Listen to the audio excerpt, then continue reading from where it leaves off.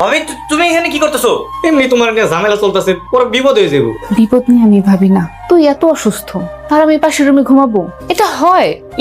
হাইছে নাটক দেখাইতে। তোমার লেগে তো আমি পানির মধ্যে গেছি আর জ্বর উঠছে, এখন এসে আমার মায়া দেখাই। আমি বলছি তুই পানিতে গিয়ে ঝাঁপ দে। আইছে ধরতে পারলে তো আমার একদম দিতা মায়ের তুমি, এর লেগে তো আমি নামছিলাম। কিচ্ছু হইতো না। কিছু হইতো না মান। আচ্ছা যাই হোক ভাবি, জানো তুমি যে জায়গায় আইছো না, আমার না ভালোই লাগতেছে বুঝছো, মনে হইতেছে আর জ্বর নাই, জ্বর চলে গেছে। এটা কেমন কথা? আমার সাথে জ্বরের কি সম্পর্ক যে আমি আসলে আমার জ্বর চলে গেল? আছে আছে, কিছু না কিছু তো একটা আছে বুঝছো, যার কারণে জ্বর আইছে যদি সামনে থাকে তাহলে জ্বর এমনি চলে যায়। তোর এইসব বাজে বাজে কথা কে বলছে? কে আবার করবো, জ্বর কইছে। তোর এই পাকনা কথা বলা জীবনে শেষ হবে না। তুমি যতদিন আমাকে বাড়িতে আসো ততদিন এরকম পাকনা পাকনা কথা আমি কই যাও। এই চুপ কর, ঘুমানোর চেষ্টা কর। জ্বর আসছে তো এর জন্য আজে বাজে কথাবার্তা বলতেছিস। আচ্ছা ঘুমাইতেছি, শোনো ভাবি তুমি একটু আমার পাশে শোনো না, আমার মাথার একটু হাতায় দিবা, একটু গান শোনাইবা, তাহলে আমি ঘুমাই যাবো। ওরে শয়তান স্যামরা, তোর জ্বর আসছে না অন্য কোনো ধান্দা? হ্যাঁ আরে ছাড়ো ভাবি, আমি তো অমনে কই নাই, আমি তো দুষ্টামি করে কইছি, তুমি না সিরিয়াস হয়ে গেছো।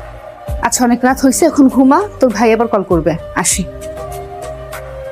ভাবি তোমার সাথে আমার অনেক কথা আছে।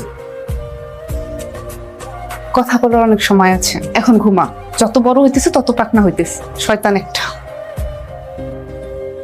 এইভাবে কেউ সামনে আসে, আমি তো ভয় শেষ। তো ভয়টা কোন জায়গায় লাগতেছে? জানতে পারলে আপনি কি করবেন? তুমি ভয় পাইছো নাকি? কাকনের যদি ভয় লাগে আমার কেন লাগবে না? আমরা তো একসাথেই ছিলাম। আচ্ছা তোমার কোথায় ভয় লাগছে আমার একটু বলো, আমি ভয়টা কাটাই দিতেছি। এই যে ভয় কাটানোর ডাক্তার, সবাইকে রোগী মনে করলে কিন্তু হবে না। বুঝতে পারছি, তাহলে লগে এরকম দু একটা রোগী নিয়ে ঘুরোকে, একা একা ঘুরতে পারবা? কি বললা তুমি? না না কিছু কইনি। রিয়া আপু আপনি একটু দূরে যায় দাঁড়ান, আমরা দুজন একটু কথা বলি, তারপর আসছেন।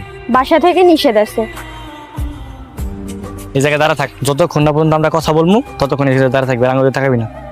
দেখো তুমি যা শুরু করছো, বাবা জানতে পারলে কিন্তু সর্বনাশ হয়ে যাবে। আরে বাবা জানলে তো সর্বনাশ হইব, তাই না? জানবো না তো। কি বলবা বলো? আসলে বলতে তো চাই অনেক কিছু, কোনটা দিয়ে যে শুরু করি।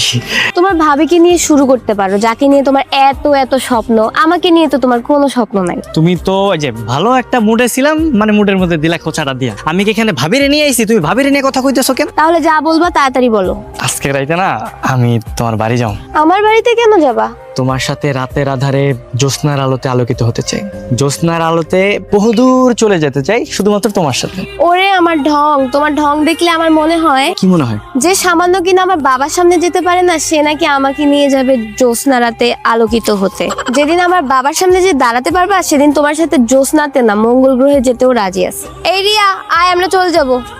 আমি কিন্তু রাতে ভয় পাই। এমন একটা বাপের ভয় কোনো কিছু করতেও পারে না। তুমিও তো ভয় পাও। এই যে আমি কিন্তু রাত 12টার মধ্যে ঘুমিয়ে যাই। দুষ্টু।